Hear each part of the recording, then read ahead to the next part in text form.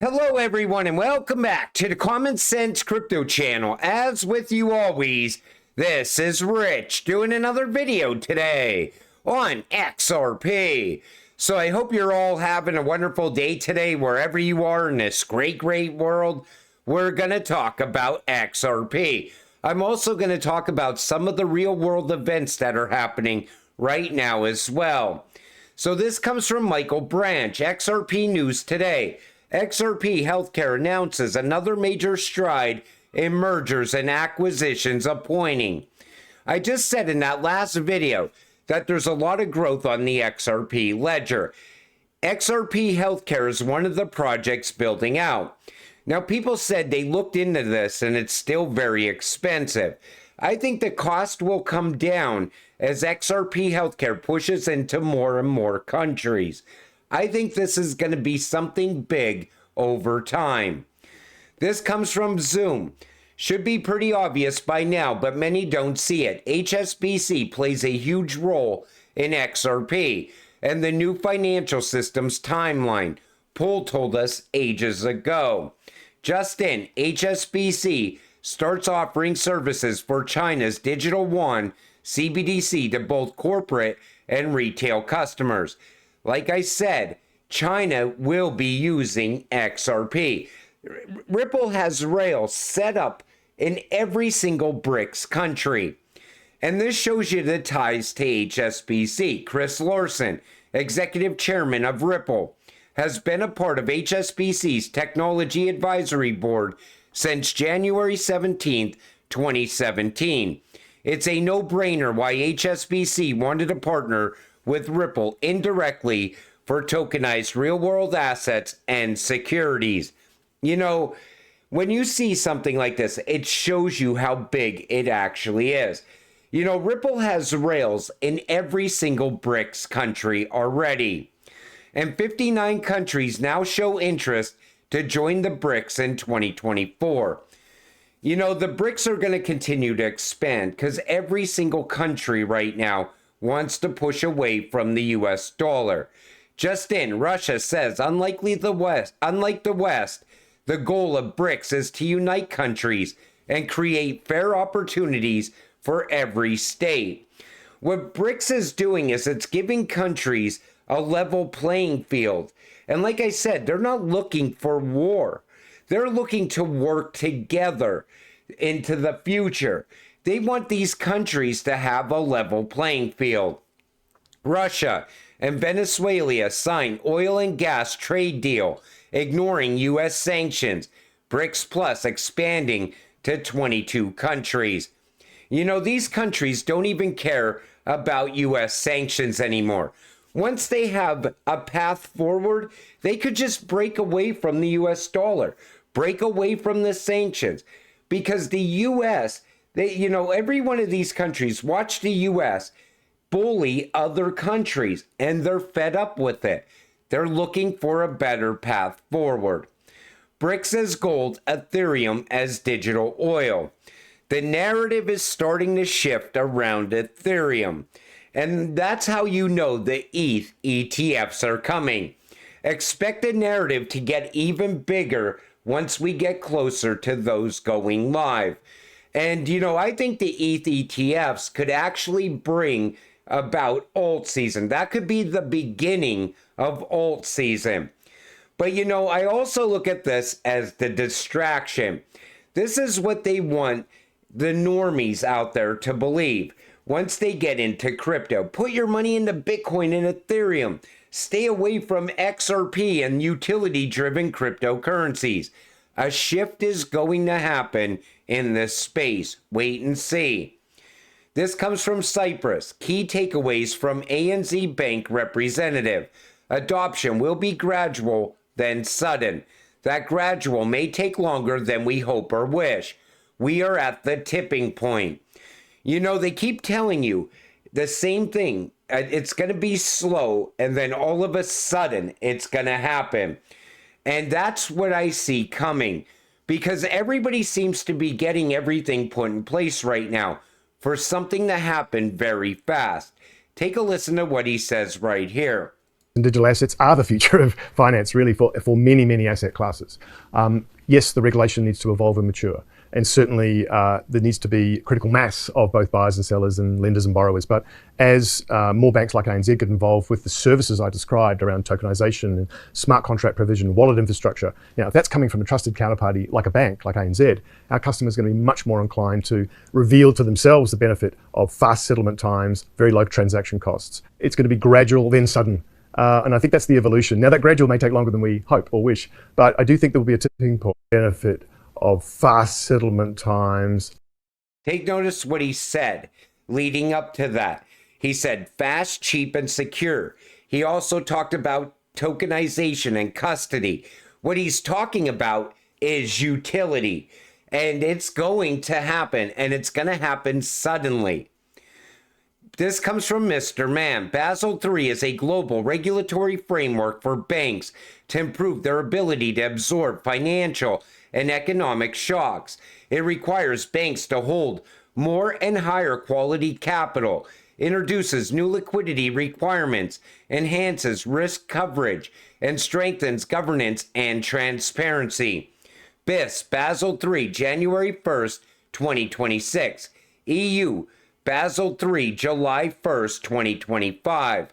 Basel III is gonna make so many changes around the banks. It scares the shit out of Jamie Dimon.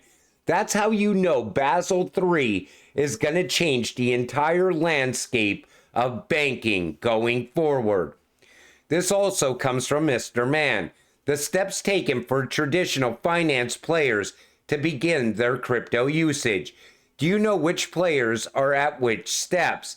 95% of traditional institutions are not in digital assets yet, meaning this market is held up by 4.8% of the largest players. And then there's us, retail. Wait until the other 95% come to this space, because it's going to happen. Any bank that does not push into the digital age will be gone. It will be left behind and it will just disappear. Everything is pushing into digital. And you are already here. Think about how big that actually is. You beat the big players here. I stress that in a lot of videos because I'm trying to show you how important it was for you to get in at the time you got in. And even today, if you buy XRP right now, you're still buying at dirt cheap prices. It's so undervalued compared to where we are going. Breaking banks, Moody's ratings downgrades regionals. Moody's downgrade threatens 130 regional banks.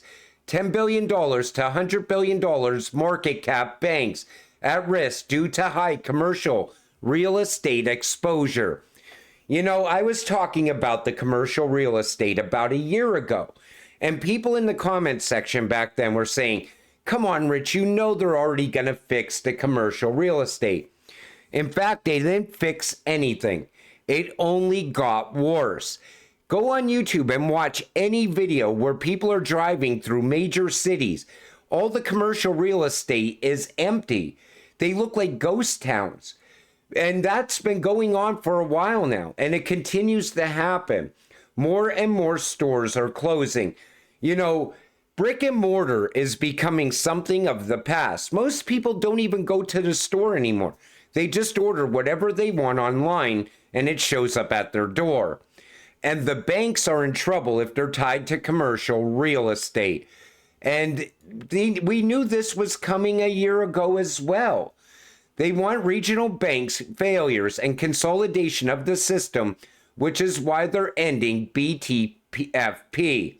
The whole point of intervening with BTFP and OCE in the first place was so the Fed could control when the collapse happens, just like 2020 and 2008. Take a listen to Janet Yellen. Fed board and I, in consultation with the president, determine that the failure to protect uninsured depositors would create systemic risk and significant economic and financial consequences. So what is your And we plan? made that determination. Right. So what these is two your banks. plan to keep large depositors from moving their funds out of community banks into the big banks? I'm concerned you're about to accelerate that by encouraging anyone who has a large deposit in a community bank to say, we're not going to make you whole, but if you go to one of our preferred banks, we will make you whole. Look, I mean, that's certainly not something that we're encouraging. That is happening right now. That is happening because depositors are concerned about the bank failures that have happened and whether or not other banks could also No, fail. it's happening And because you're it's- fully insured no matter what the amount is if you're in a big bank. You're not fully insured if you're in a community bank. Well, What Janet Yellen is hiding when she's talking there is the fact that she's pushing for a CBDC. And it's easier to tie in a handful of banks to a CBDC. That's the real plan that's been going on for a while now. That's why they don't care if these smaller banks collapse or not. They'll just get absorbed by the much bigger banks. It's all happening by design. And this has been going on for over a year. Now it's almost at the point where a whole bunch of banks are going to collapse out all at once. Politicians begged the Fed to cut rates. Elizabeth Warren wrote an open letter to Chair Powell to ignore his mandate by Congress of stable prices by cutting interest rates now for the election that's just 120 days away. And the Fed talks today. So let's see what happens with the Fed. Maybe the market will start to take off once again. But the reason that they want to do everything this year is because we're in an election year. And I remember back in 2022, I was telling you, wait until the 2024 elections. By then, things are going to look so much different. And boy, do they ever. Now, crypto is a main talking point when it comes to the US elections. Anybody that's anti-crypto is most likely going to end up losing their seat. This country wants innovation.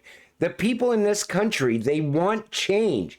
They don't want to be fighting off inflation anymore either. They want something to happen already. The problem is, what I see coming is the bubble on the commercial real estate. That's done. That's going to happen. It's going to take residential with it. The banks are going to have collapses happening at the same time. It's going to be a domino effect. The good thing is you're a crypto investor. As this is all happening, people are going to be shifting their money as quick as they possibly can.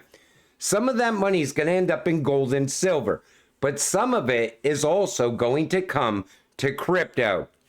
We are going to see that whatever crisis that they're planning, it's going to happen this year. They need a reason for CBDC to come. That's what I think they're really, really pushing for. I think that was part of the plan ever since 2022. Back when we got that executive order, 14067. I think they figured, well, we could get everything put in place, and if we have to, we will get it done before the next election. I think that was the whole plan that Janet Yellen started with last year also. What's your thoughts on that, though? Put it in the comments section down below, because I'm speculating on it, but it looks like that's the direction we're going in. But I'm definitely open to your thoughts. And, you know, I think we could start to see this market turn around very soon. I think those ETH ETFs are coming quicker than we think. And I also think that the judge might make a decision sooner than we think in the Ripple versus SEC case as well. Something is definitely going to be the catalyst that sends XRP. But until it happens, stay patient, stay positive, and let's get rich together. With that said, I'm going to wrap up this video. I want to thank you all for watching. I appreciate all of you. I'll see you in the next one. Have a great night.